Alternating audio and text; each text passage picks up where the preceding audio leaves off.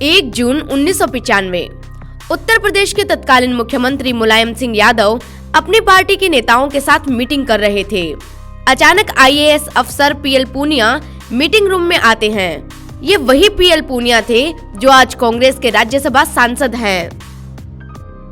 पूनिया मुलायम सिंह को एक चिट्ठी देते हैं, जिसे पढ़ते ही मुलायम सिंह पार्टी के नेताओं को चुनाव की तैयारी करने के लिए कहते हैं।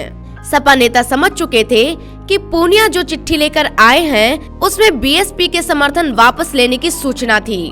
हालांकि उस वक्त कुछ समय से बीएसपी और एसपी के बीच सब कुछ ठीक नहीं चल रहा था। इसके बावजूद बीएसपी के इस कदम से मुलायम सिंह हैरान थे, क्योंकि कुछ दिन पहले ही तो वे बीएसपी चीफ काशीराम से मिले थे और काशीराम ने उन्हें ऐसा कोई संकेत नहीं दिया कि वे समर्थन वापस लेने वाले हैं।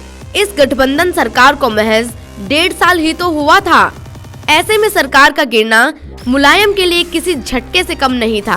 2 जून 1995 सपा नेता बीएसपी के साथ गठबंधन बनाए रखने के लिए हर संभव कोशिश करना चाह रहे थे। अचानक शाम के वक्त समाजवादी पार्टी के नेताओं को ये खबर मिली कि मायावती और काशीराम अपने सहयोगी नेताओं के साथ लखनऊ गेस्ट हाउस में पार्टी के अगले कदम पर चर्चा कर रहे हैं। समाजवादी पार्टी के विधायकों और कार्यकर्ताओं ने गेस्ट हाउस को घेर लिया और बवाल काटने लगे। उन्होंने धोखा देने का आरोप लगाते हुए बीएसपी के कई नेताओं को बंधक बना लिया। जान बचाने के लिए मायावती कमरे में कैद हो गयी। इतना बवाल देखकर बीएसपी के नेता डरकर भागने लगे और गुस्साए सपा कार्यकर्ता मायावती पर हमला करने के लिए बंद दरवाजे के सामने एकजुट हो गए।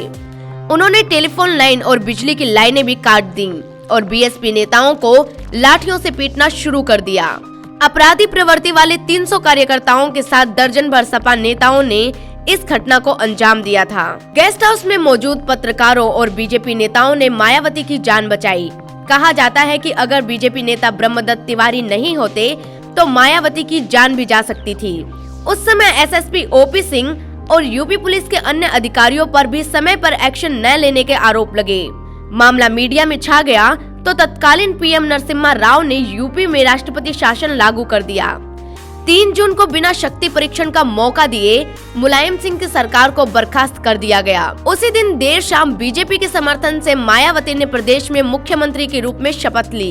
इस घटना के बाद ही एसपी और बीएसपी के रिश्ते लंबे समय तक के लिए खत्म हो गए। 26 साल बाद एसपी और बीएसपी एक बार फिर साथ आए हैं।